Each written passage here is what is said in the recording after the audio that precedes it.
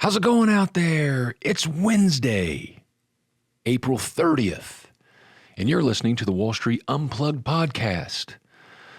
Normally, Frank Curzio is here behind the mic to break down what's really moving markets.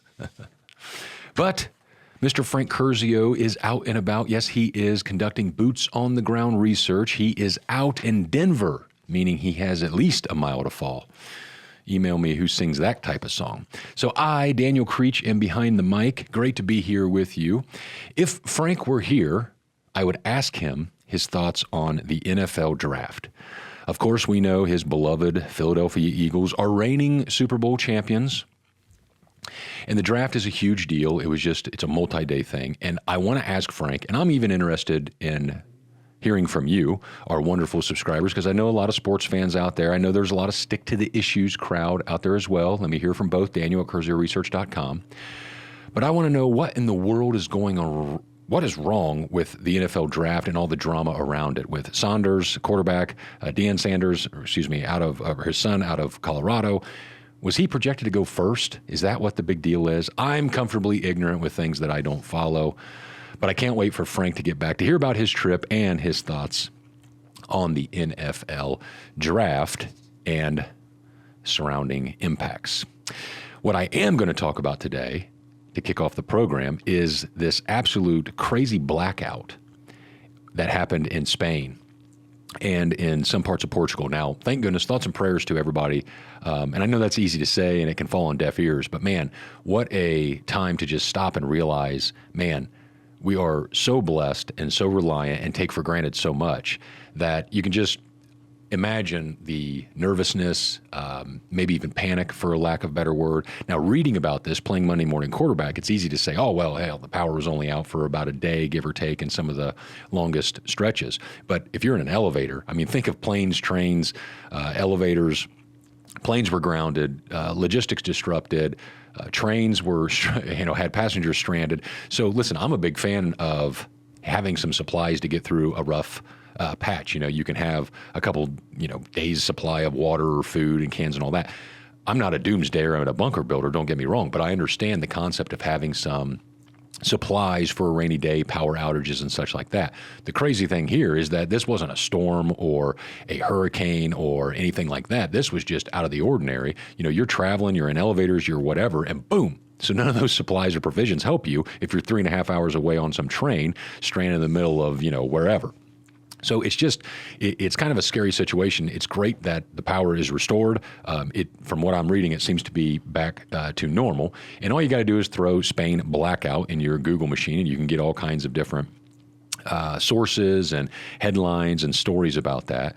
And the big takeaway here is what I want to discuss and talk about is there's a lot of back and forth on, hey, what caused it? And the authorities so far that I have seen through the power generators, regulators, and even government officials over in Spain, as of yet now, when I'm recording this on Wednesday, I don't know that they have a specific answer. Now, some are quick to blame renewables. The Wall Street Journal is reporting and saying, listen, Spain was running 60% of their power grid on solar, and then about 9 to 10% on wind. Obviously, that's the vast majority. You have 60%, another 9 or 10, and that's a great thing. You guys know I am skeptical when it comes to renewable energy being forced down our throat and burnt taxpayer dollars, send them to money heaven. That aggravates the crap out of me. But I'm not ready to blame renewables on this. Now, there are some people that are quick to do that. Here's a funny about, this is from Zero Hedge, but it was also Climate Depot, which is a anti-man-made global warming source. So everybody has an agenda. They are not shy about theirs. This is the Climate Depot, and they are poking fun about a tweet that Spain and the power generators had sent out earlier this month about how one day through the week, the electricity or the grid ran completely on renewables, which is a fantastic feat. You can say, hey, look, Spain hits first weekday of 100% renewable power on national grid. That was retweeted on the 28th because that was around the power. My point here is I think the learning situation should be, hey, what happened in this situation? How can we prevent it across all grids going forward so we have safe, reliable, abundant power? Because the takeaway, and one of the reasons I'm so bullish on energy in general, is because you do not have a prosperous nation. You do not have a healthy nation. You do not have a safe nation, and you do not have a rich nation without energy, abundance, cheap energy. And that is the driving force behind civilization in so many cases. And it can get just kind of overlooked, or I don't want to deal with energy companies, or taken for granted from my standpoint. And so the reason I'm bringing this up and having fun with this is to say I want you to have exposure to the energy sector, natural gas, power. I've talked about that a lot. Frank has talked about that a lot. But hopefully this kind of a situation can at least bring this into light. Now, power has been restored. Again, I'll update you and see what happens. But the way I want to think about this is to say, listen, if there was strain on the grid because it was reliable too much on renewables, then we can learn from that and make sure we can build around it or build that into our thesis and consensus for our grid. I'm not ready to blame renewables completely because we've had blackouts here in the United States in the Northeast decades ago before renewables had any impact or really impact on power generation or the supply side. We also had rolling blackouts across Texas, of all places, good old Texas, here in the United States due to harsh winter weather a couple years ago. So again, I'm not ready to take out and call fun and make fun of the greenies over this. I'm hoping we can use all sources of power for different reasons as long as it's economically viable. I want to rise. I want the standard of living for everybody to rise. Now, if I were to make fun or to try to point out anything with the greenies and such, I would talk more about something like this from the Daily Mail. And this is just earlier on April 23rd. The UK is about to send over $60 million to money heaven with experiments to dim the sun in order to curb global warming. So this is the kind of situation where I think is ridiculous and needs to be pointed at, laughed out, and laughed at, because we go from thinking, now, I'm not an expert on the UK. I have a few friends from over there across the pond. I hear the weather sucks most of the time. You don't see the sun very much. When I watch some golf tournaments over there, you have to dress for summer and winter, constantly taking clothes off and on, rain gear and such like that. I'm not really sure why they're angry at the sun and trying to block it. I would declare war on the clouds and try to get some more sunshine into that area. What the hell do I know, though, people? Now, if that wasn't enough, and you think I'm just being silly, what I could do is also, this is the last one I'll point to here, but we could point to, and I was hoping, honestly, I thought the last story I talked about and this one were fake news. And I was hoping that you could email me, Daniel@CurzioResearch.com, and say, listen, you got had by the internet, okay? Egg on my face, humble pie being served. I've checked with ChatGPT, I've checked with Grok and the AI lords over us, even the old Google machine, and I still cannot believe, this is from March, which means I've sat on this story and not talked about it in great length, and I'm not going to talk about it in great length. I just want to point out the hilariousness here of saving the world by cutting a 4-lane Florida highway through the Amazon, the lungs of the world. Good old Mother Nature. Check this out. This is from Straight Arrow News, but again, throw it into a Google machine and you can get all kinds of sources from the AP to everybody else. I don't want you to have, now if you're a big greenie and you're upset about this, don't worry, because they're on this 4-lane highway through one of the most beautiful forests there to keep our planet going. They're going to put solar powered signs up, help that the green side. They're also going to put wildlife crosswalks in. That's important. Now, I've seen these out west here in the United States, and they're cute as hell. I mean, here in Florida, you have tortoises crossing, so you got these little signs and these little painted lines on the road. I've seen turtles not follow those. I don't know if we give citations or tickets to those turtles that don't go through the crosswalks. I've seen them all over the road here. Warning, if you visit or move here, if you so much as scratch a turtle shell or look at them wrong, you could be thrown in jail and beaten. So just understand that. Now, out west, you have big signs with moose and deer and all that kind of stuff. Not sure if they follow the rules either. We'll see how they do here in the Amazon, but it's for economic development And it just so happens that there's 50,000 attendees here in November that's going to have this huge COP30 climate summit with, you guessed it, learning how to save the world and tell you and I how to live. Okay, let's get on to more impressive things, because I had my fun there ranting about some greeny stuff. Email me, Daniel@CurzioResearch.com. But to prove that I'm not anti-renewable energy or anything, I just wanted to use this as a transition to talk about power and such, because there is some exciting news, and we have earnings season is upon us here in the U.S., and one of those companies that I've hinted at and I've talked a lot about here, and we'll pull up a chart on FinViz, is GE Vernova. Now, spinoff of GE, and as you can see from the chart here, it's essentially trading near levels going back to November of last year, but a lot of volatility. It spiked to 450, sold off to 250, and now it's around the 350-ish level. Now, this company just reported earnings recently, and they were fantastic in my opinion. And they did warn, nothing is all rosy. They did warn of $300 to $400 million charges and tariffs. They were transparent about that. But what I want to explain to you, in joking about the situation and power and green technology and such, is that I think you guys as individual investors should have exposure to energy, oil and gas mainly, because it's the best hedge or bet against silly politicians and policies, in my opinion, from a global standpoint. And what I hope, the value that I want to provide in having fun and getting your attention with stories about ridiculousness to then earnings in GE Vernova, is because despite what you hear in the pledges and promises of the elites and elected officials, let's just look at some data. We're not getting off of fossil fuels anytime soon, and that's okay. The world is not ending. You and your family are not going to burn up, okay? Don't worry about that here on planet Earth right now. Now, the big takeaway here is check out some of these numbers. This is just from the first quarter. Again, they produced $1 billion in free cash flow, okay? So paying your bills, forget uncertainty and all that kind of stuff. They produced $1 billion. They're going to produce between $2 and $2.5 billion this year in cash flows. So for the next 3 remaining quarters, they're going to produce somewhere between $1 and $1.5 billion. Remember, that's after paying all your expenses, reinvesting in the future. These guys have an incredible natural gas turbine business. And the reason I want to point this out and tie this all together is we're not getting off oil and gas anytime soon, and natural gas is going to fill the gap between the demand and need for power that we have now and ongoing until other sources like nuclear or anything else catch up or get into place on a much more massive scale. We already have a lot of nuclear generation. Of course, we're building that out globally.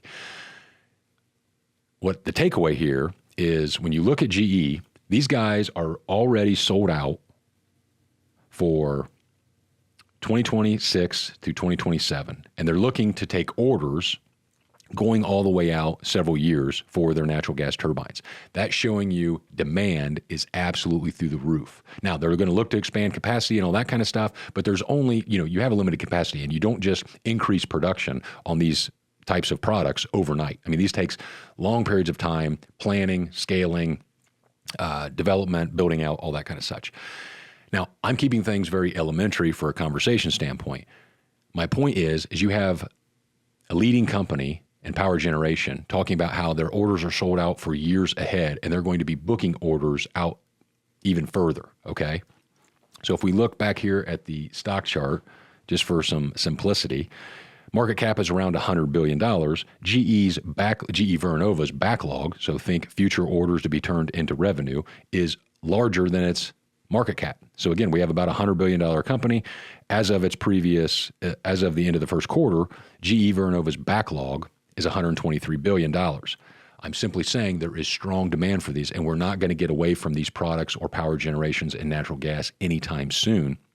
And how do you use that as an investor? Well, we've talked about this stock a long time here on the podcast, really, as it's really started to break out. I would go ahead and start exposure to this company if you want exposure to this sector and this idea. If you believe what I'm saying about natural gas and how it's not going anywhere, how it needs to be abundant and reliant, and how we're going to continue to look at ways to expand that and, the demand is not going away anytime soon. So I would look to start a position in GE Vernova because, like I said, the exposure to the natural gas turbines and such.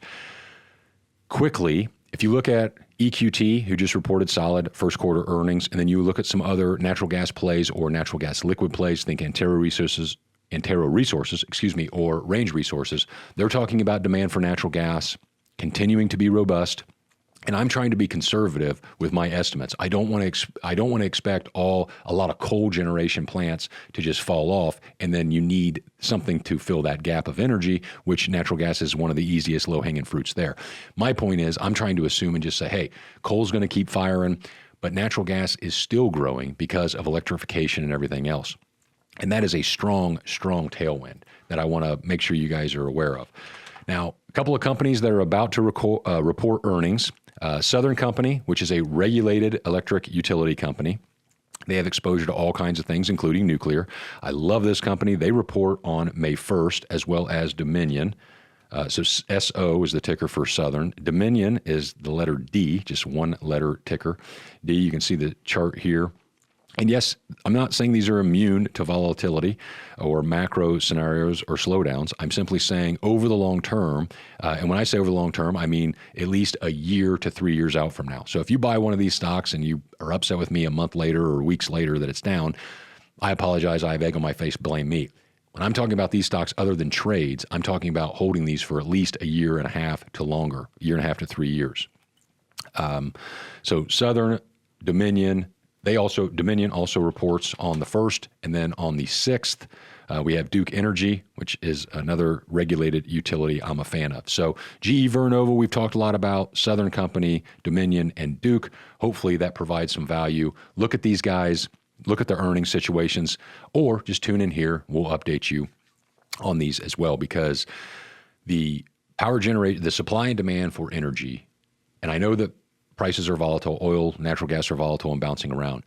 But I don't want you to fall for, in my opinion, the lack of a better word, lies and promises that politicians make for election purposes. Don't let that, if you believe that and you want that, that's fine. I want cleaner everything as well. Just don't believe it to the point where they're not being truthful and it's going to impact you on a financial standpoint, because that's what this is about here, looking at risk rewards. And again, the best bet and hedge against silly politicians and policies, and that's not a Republican or Democrat thing, that's a political thing, is to get great exposure through the best power generating companies.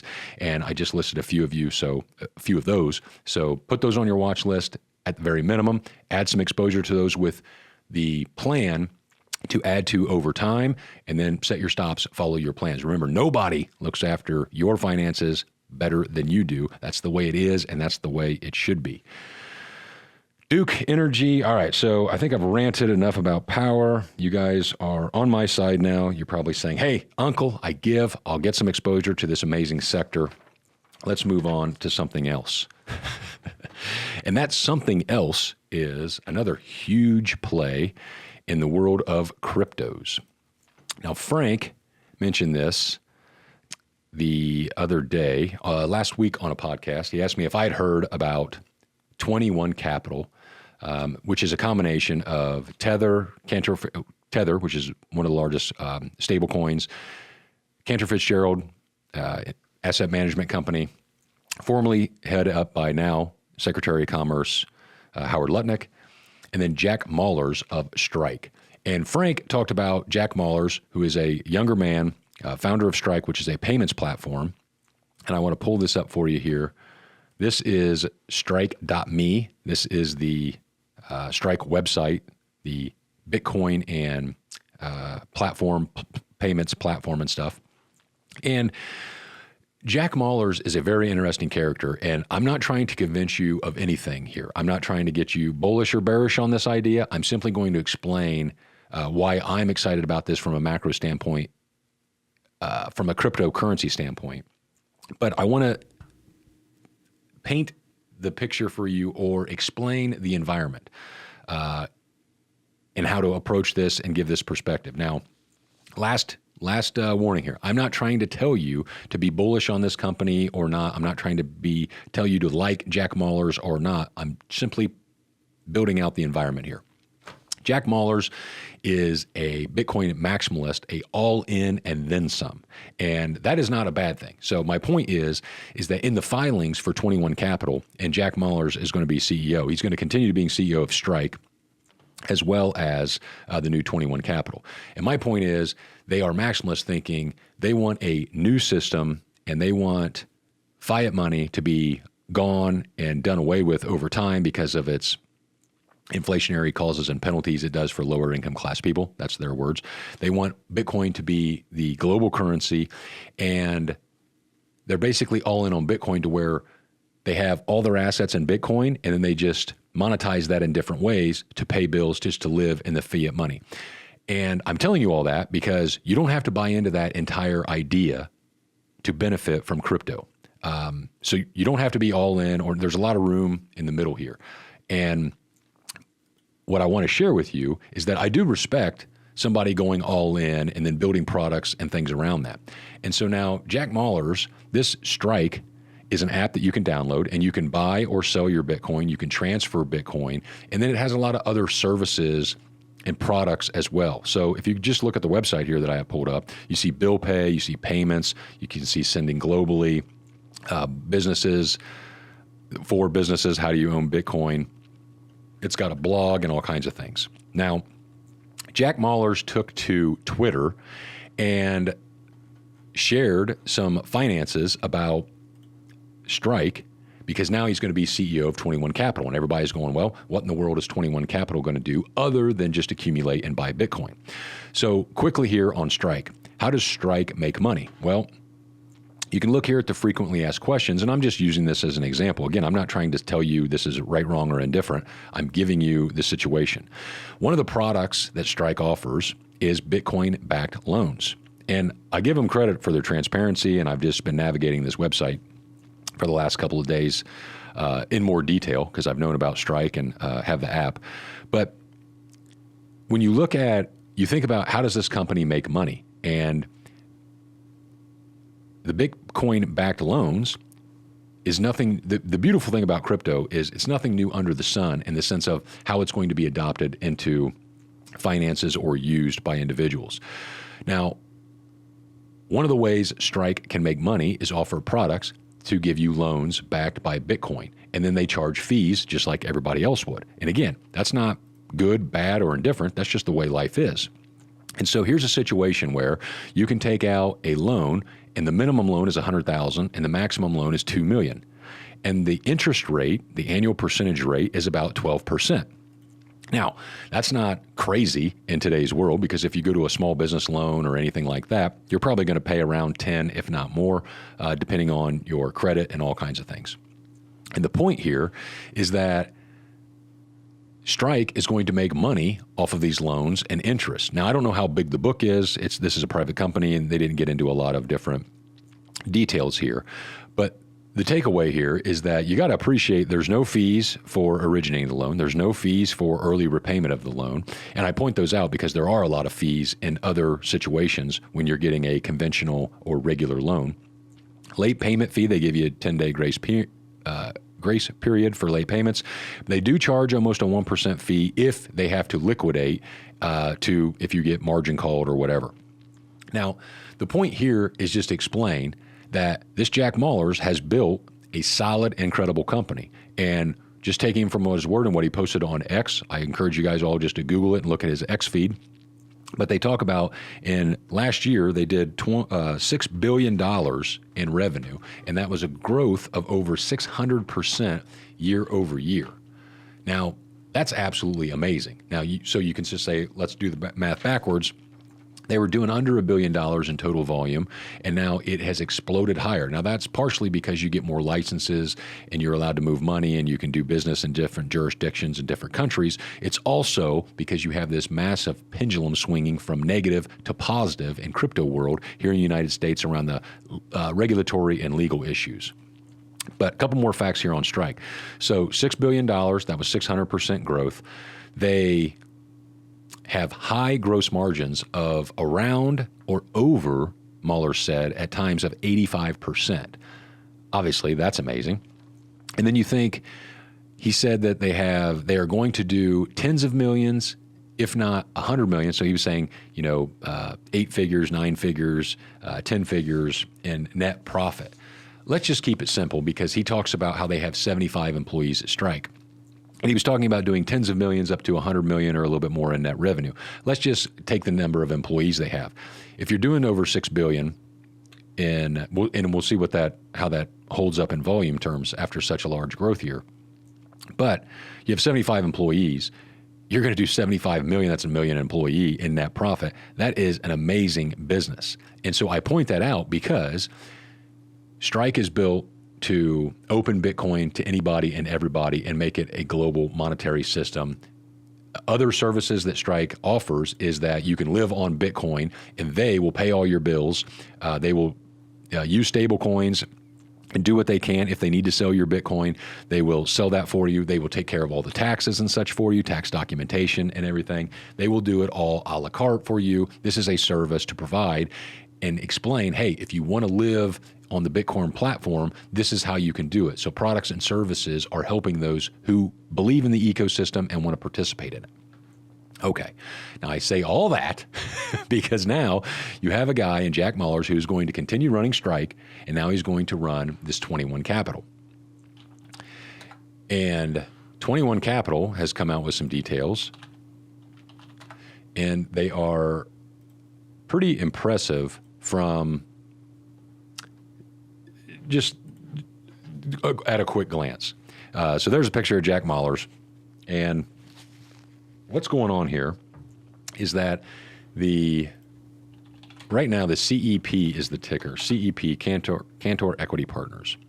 It's up 11% today. I wouldn't chase this. I'll give my opinion on this stock once it starts trading as 21 Capital and all that kind of stuff.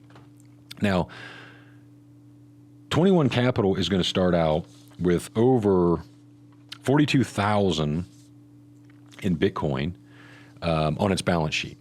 Now, that's about $4 billion, give or take, at a 95,000 Bitcoin price. Of course, I know that fluctuates. They're going to have over $500 million in cash. And what they're going to do, they being 21 Capital, is to serve the demand and institutional demand for Bitcoin. And they want to be the go-to capital markets play. So much like Strike, and now I have to opine and go out on a little bit of a limb here because we don't have hard evidence. So I don't want to come across as what I'm saying is gospel. There's only one gospel. What I'm saying is I don't think it's a far stretch to think they're going to build, they keep talking about building products and services on and for Bitcoin. So on the Bitcoin network or blockchain, and then to serve others. And why I want you guys all to pay attention to this, and again, it's going to be crazy volatile. If you want to go ahead and buy it, you can have exposure to it. I want to see how this trades once it becomes 21 Capital and all that kind of stuff, because I want to see some of these products. We have a company, and so let's look at strategy.com real quick, because a lot of people are saying, hey, is this new 21 Capital just another strategy play? So Strategy is a business development company. They're a business software company that then leverages its cash flows and balance sheet to buy Bitcoin. And you can see they have over 553,000 Bitcoin. That's at about $52 billion right now. MicroStrategy's market cap is over 100 billion. Okay. So something to think about and watch as 21 Capital. You have MicroStrategy, now Strategy, who is the poster child for Bitcoin, exposure to Bitcoin, leverage, led by Michael Saylor, who does an amazing job of telling the story. MicroStrategy is trading for about 100% more than its value on Bitcoin. If it's got 50, I'm rounding, it's got $50 billion in Bitcoin value, the market cap's 100, so you're trading at twice the value of your holdings. We'll see what the CEP, what that XXI is going to be, the 21 Roman numeral is going to be the symbol when it starts trading. So just kind of keep that in the back of your head. Hey, what premium to Bitcoin do you want to play or to pay, for this new company, depending on what they do? If the valuation just goes sky high and it's trading for 5 times the value of its Bitcoin, you may buy it because it's going to 7 times the value of its Bitcoin. But there's a lot of risk there. And then you want to hear about what its products and services are. I definitely think it'll do Bitcoin-backed loans for institutions. It will do all kinds of different, I'll be interested to see if it gets into kind of an advisory services business. Is it going to offer ETFs or anything? Or what really does it mean when it says more Bitcoin products? The tailwind, the massive tailwinds here are showing you that there is demand from institutional money. Sovereign wealth funds, governments, macro players, family offices, hedge funds, et cetera, et cetera, et cetera. And you need to be on a regulated exchange, and you need a regulatory environment that is friendly. That's why the changes at the SEC here in the United States are so powerful. One quick caveat and transition here very quickly to show you that they have competition, which is going to be a good thing. But I just want to quickly show you that there does seem to be a demand on the institutional side for Bitcoin exposure, and cryptocurrencies in general, because this is the blog page from Coinbase. Coinbase being the cryptocurrency exchange. Coin, C-O-I-N, is the ticker symbol there. And this is just from a couple days ago on the 28th of April, talking about how they are launching a Coinbase Bitcoin Yield Fund. Now, this fund is going to try to seek returns of 4 to 8% net return in Bitcoin per year over a market cycle. That's a little bit of a nice way of saying, don't buy this product and expect 4 to 8% in a given year. Whatever the hell they determine over the market cycle is, that's fine. I'm not taking shots at them. I'm telling individual investors to pay attention. When you see language like that, just do some more research and figure out what they mean by over a market cycle. That way you have your time parameters and your plan. You have as much detail and data going into something beforehand.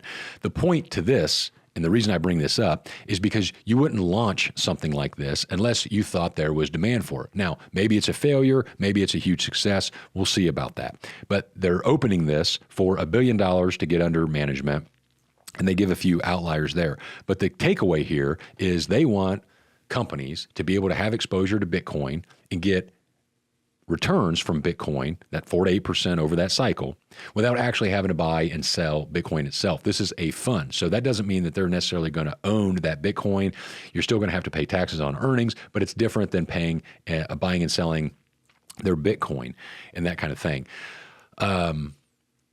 This is an exciting standpoint to get nerdy here for just a moment. This is amazing to watch an asset class grow, become adopted, integrated, merge into the financial ecosystem. And essentially, this is just another story of capitalism and success. And like I said, I'm not a nerd just because I have glasses. I just think that this is amazing because I'm not saying Bitcoin's going to go to $1 million and everybody's going to get rich. I'm simply saying you watch this go from basically a store of value or a hedge or this crazy asset to now it can be used as payments. It can be looked at and wear many hats depending on what people think about it. But it is finite. There is a limited supply. So there's value there that can be debated on. But now we're seeing it get integrated. Again, not just on the payment side, but if you can use it as collateral, if you can loan, you can take loans against it. And so why the financialization of Bitcoin is such a powerful movement that I want all individuals, and that's why I think everybody should have exposure to Bitcoin and or cryptocurrencies. At least have Bitcoin, buy it through an ETF, buy Bitcoin and just hold it and forget about it. Or buy crypto-related stocks. You can buy your Bitcoin miners, you can buy your Galaxy Digitals that I've talked about. But the point is that as you see this asset class just get absorbed into the financial system, that's a rising tide lifts all boats mentality. Because you have a finite asset, that's just a new normal. You can get to these higher levels and higher levels of this new normal, and I think that's just absolutely fascinating. One way, and an easy way to just monitor this and kind of gauge this is to see how much success, let's see what these products become and let's see how much money flows into them. And essentially, it's just like the wealthy already use strategies like this. So when I say there's nothing new under the sun, here's kind of what I mean. If you think, how in the world do you hold on for deal life? The Bitcoiners like say, you buy Bitcoin and you never sell it. Well, then how do you live or realize or get any liquidity out of that? And just like wealthy or rich people right now with their assets, if you have a large stock portfolio and you don't want to sell them, realize a gain and give up on that opportunity cost. Because if you sell a stock, then in theory, if that stock goes up, you're losing the opportunity cost, because if you were still in it, you'd be participating in that. If you sell it and it goes down, you might feel good in the short term because at least you're not losing more capital. But there's opportunity cost on that. So what you can do, and what millions of people already do, is you can borrow against your assets for liquidity, for usage, and all that kind of stuff. And then you can pay that loan back with market appreciation, different revenues from different sources of income or what have you. And the point is that it doesn't matter if you're borrowing against your house or a life insurance policy or now Bitcoin. It doesn't matter. The financialization is a lot similar and a lot of the same. And you can use that and grow and build wealth upon that. And that is really what is absolutely exciting, Florida exciting, if I do say so myself. Now, with 21 Capital, again, you want to look at the valuation, see how much to a premium it's going to trade on its Bitcoin holdings. But 21 Capital is telling you they're going to build Bitcoin products. They're going to focus on being a profitable, free cash flow business and then acquire more Bitcoin. There is an argument to be made that could demand a very significant premium to its Bitcoin holdings if, that's a big if, the products and such are successful. Now, it is not a MicroStrategy because it is a completely different business model. It's going to be for Bitcoin products. But that doesn't mean that strategy isn't going to still provide a great value and leverage to Bitcoin. And I just think that this is proof that the pie is big enough. The pie is going to continue to grow. That's what capitalism teaches you. Wealth is not finite. Wealth can grow. And that's the beauty of capitalism. So we had some fun talking about power, GEV, why you should have exposure to regulated utilities, natural gas and oil sector, and then shared some exciting breakthroughs from a capitalist standpoint on new and exciting 21 Capital. I want you guys to be familiar with that. Hopefully, I gave you some perspective on Jack Mallers and the mindset behind him and his company Strike, its success. And just last thing, this is a completely new system they are trying to build in 21 Capital because they introduced new metrics like Bitcoin per share. Forget earnings per share. They don't care about that. And Bitcoin return rate, or BRR as they call it, which is the growth of Bitcoin per share. My point is, you don't have to go all in on Bitcoin. I'm not saying you're stupid if you do. I'm not saying you're stupid if you don't. I'm simply saying there's a lot of gray area in here, and there's a lot of ways to compound your wealth and for us to make money. The risk reward is in your favor on the individual investor in many cases. It's on your side, for power, oil and gas, and it's on your side in crypto. Love me, hate me, don't ignore me. Daniel at CurzioResearch.com. That's Daniel at CurzioResearch.com. Please tune in tomorrow for Wall Street Unplugged Premium, where I will opine on more market situations, give a new trading recommendation for our Wall Street Unplugged Premium members. We'll see you all tomorrow. Until then, have a great rest of the week. Cheers. Wall Street Unplugged is produced by Curzio Research, one of the most respected financial media companies in the industry. The information presented on Wall Street Unplugged is the opinion of its host and guests. You should not base your investment decisions solely on this broadcast. Remember, it's your money and your responsibility.